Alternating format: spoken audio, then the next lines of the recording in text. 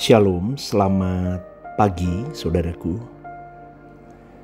Satu persatu semua yang kita sukai di dunia ini, kesenangan-kesenangan itu harus kita lepaskan.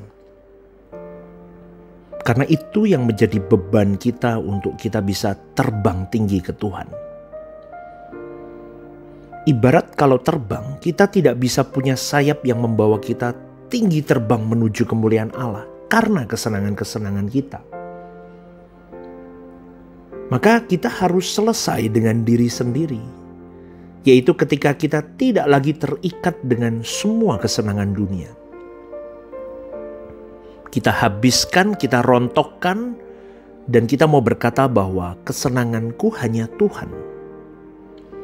Kebahagiaanku hanya Tuhan. Dan tidak ada lagi yang ku nanti di bumi ini selain Tuhan. Kita kalau ngomong begini kelihatan ekstrim ya. Tapi itu yang benar. Kalau kita sampai punya kerinduan sampai begitu saudaraku, kita baru bisa bertemu muka dengan muka kepada Tuhan Yesus. Coba selidiki hati kita saudaraku. Seberapa kita punya kerinduan untuk bertemu dengan Tuhan. Ini tidak semua orang mampu sampai di level ini. Bahkan rohaniawan pun, pendeta pun banyak yang tidak punya kerinduan ini, saudaraku. Tidak punya kerinduan bertemu dengan Tuhan Yesus. Kalau kita sudah tidak punya kerinduan bertemu dengan Tuhan Yesus, pasti ada yang salah di dalam diri kita. Karena itu adalah gejala selingkuh. Gejala ketidaksetiaan, gejala pengkhianatan kita kepada Tuhan. Contohnya 5 gadis bodoh yang akhirnya tidak sempat masuk karena tidak punya waktu mempersiapkan minyak. Itu gambaran manusia yang tidak punya kerinduan bertemu muka dengan Tuhan Yesus. Karena bodohnya mereka, karena mereka menyia-nyiakan anugerah, menyia-nyiakan waktu yang diberikan oleh Tuhan. Maka saudaraku, pada pagi hari ini saya mau mengingatkan, jangan menoleh ke belakang. Jangan mengharapkan kebahagiaan dari bumi ini, dari dunia ini. Jangan menoleh, karena hukumnya adalah hanya kalau kita melepaskan segala sesuatu, kita meninggalkan dunia ini. Artinya kita meninggalkan semua kesenangan ini. Kita baru bisa memiliki Kristus. Dalam hal ini kita tidak bisa setengah-setengah. Kita harus berani masuk ke wilayah asing. Wilayah yang sangat berbeda dengan wilayah yang selama ini kita jalani, yaitu wilayah dunia. Sehingga dengan sendirinya kita tidak tertarik lagi dengan dunia. Bukan kita bermaksud mau tidak tertarik. Tapi cita rasa kita yang kita ubah. Kita setel cita rasa hidup kita. Kita tarik garis yang jelas, jangan abu-abu. Jangan abu-abu, kalau hitam-hitam, putih-putih. Amin. Kita bukan anggota dunia, tetapi kita anggota keluarga kerajaan Allah. Maka kita tegas. Kita mau pulang suatu hari nanti ke langit baru, bumi baru. Karena dunia bukan rumahku. Kita sadar akan hal itu. Dan karena dunia bukan rumahku, maka apapun yang ada di dunia ini tidak boleh mengikat aku. Tidak boleh kuharapkan kesenangan dan harapan apapun tentang dunia ini. Berlatihlah saudaraku. Pengalaman saya berlatih ya. Saya masih jatuh bangun juga. Saya berlatih di situ. Semakin membawa kepada pribadi saya sendiri ya. Tidak ada sesuatu yang membuat saya, aku harus punya ini, aku harus sampai ini. Enggak. Sekarang lebih kepada kehendak-Mu Tuhan yang jadi. Aku lakukan bagianku. Tapi kalau Kau izinkan aku memiliki ini dan itu, terima kasih. Kalau enggak pun enggak apa-apa. Kalau hari ini yang ada di tanganku pun hilang di tanganku, ya enggak apa-apa, karena itu semua titipan Tuhan. Enak saudaraku, hidup begitu lebih indah. Karena kebahagiaanku tidak ditopang oleh hal-hal itu semua. Bukan karena hal dunia kebahagiaan hidupku. Karena aku tidak mengikatkan lagi apapun tentang dunia. Wah, kalau dulu kan ngeri saudaraku, mobil baret dikit aja kita sudah gak bisa makan. Betul gak? Kalau yang suka mobil contohnya. Aduh, kok baret ya, mobil baru kok baret ya. Atau rumah rusak ini itu kita bisa kepikiran loh saudaraku. Kita sampai aduh kok gak bisa tidur. Ya gak? Betul kan saudaraku? Kalau kita punya cita-cita ingin beli ini, wah kita kejar sampai apa ya, kalau gagal kita bisa depresi. Itu karena kita mengikatkan itu semua. Tetapi kesenangan kita harus ditopang hanya Tuhan saja, karena Tuhan hadir dalam hidup kita. Itu pelatihan saudaraku. Pelan-pelan. Saya pun sedang berjuang terus hal-hal kecil dalam hidup saya, mulai sampai hal-hal besar. Di situ kita baru nanti berlatih sampai di satu titik kita baru bisa jadi perawan suci. Maka pagi hari ini saya mau ingatkan, kita harus punya garis batas. Jangan abu-abu, karena kita adalah warga kerajaan Allah.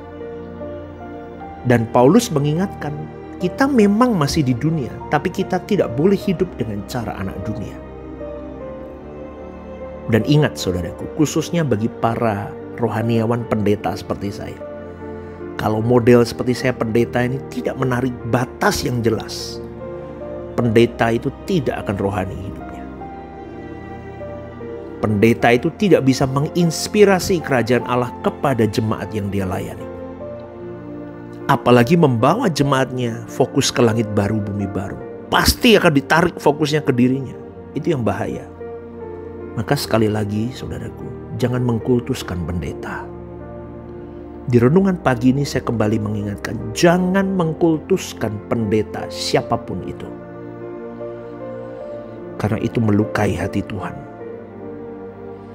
Ya, saudaraku, saya ingatkan sekali lagi. Dan saudaraku, ingat baik-baik. Ketika di dalam doa Bapa kami berkata, datanglah kerajaanmu, jadilah kehendak-mu di bumi seperti di surga. Artinya apa? Kita sudah menghadirkan suasana kerajaan Allah di hidup kita hari-hari hidup.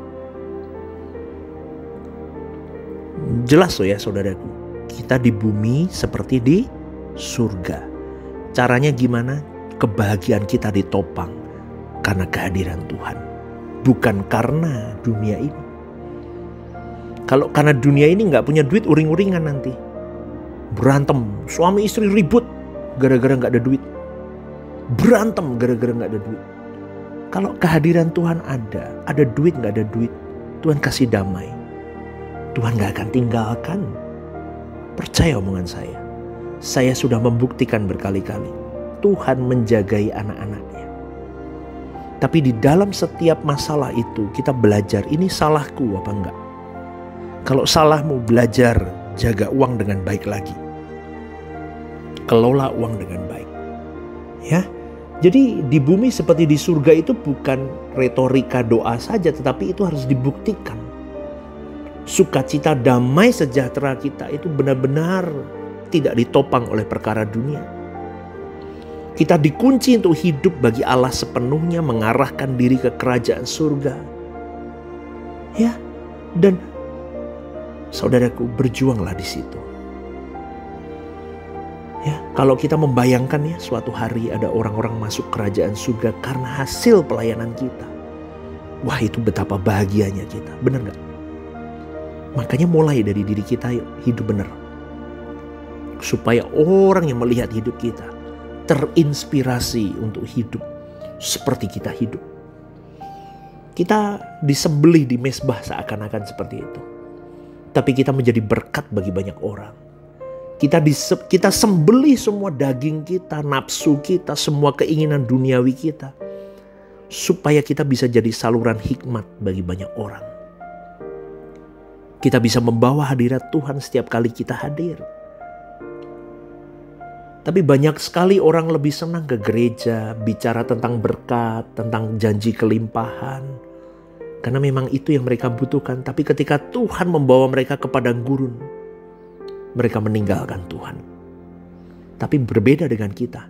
Kalau Tuhan membawa kita ke padang gurun, kita memandang Tuhan. Dan itu yang membuat kita bertemu dengan Sang Pemilik kehidupan. Masalah itu adalah sarana untuk Tuhan semakin menunjukkan kasih-Nya kepada engkau dan saya. Maka kita selalu berkata apa? Apa kabar? Semua bisa dilewati. Kenapa semua bisa dilewati? Loh, wong aku jalan sama Tuhan yang hidup kok. Pasti bisa dong ku lewati. Amin. Amin saudaraku. Maka seberapa kita bisa senang dengan uang, dengan harta dan kedudukan? Coba tanyakan itu dalam dirimu. Wah, aku senang sekali pastor. Mungkin jawabannya masih begitu ya. Wah, aku senang sekali dengan uang, harta dan kedudukan. Bertemulah dengan Tuhan. Maka semuanya itu akan, seperti Paulus berkata, semuanya yang dulu ku anggap berharga ternyata semuanya sia-sia. Ketika aku mengenal siapa Kristus, semuanya itu sia-sia. Maka hidupku adalah Kristus. Itu kata Paulus. Bagaimana dengan kau dan saya, saudaraku? Berani gak kita mulai hari ini mengarahkan pandangan kita hanya kepada kerajaan surga? Karena suatu hari nanti aku mau berpesta rohani bersama dengan Tuhan. Amin, saudaraku. Ya, kita mau berjuang bersama-sama ya. Kita mau berjuang, kita mau habis-habisan untuk kita suatu hari nanti kita bisa berdiri di tahta pengadilannya. Dan kita tahan berdiri di sana. Amin, saudaraku. Selamat pagi ya. Selamat beraktivitas dan Tuhan memberkati.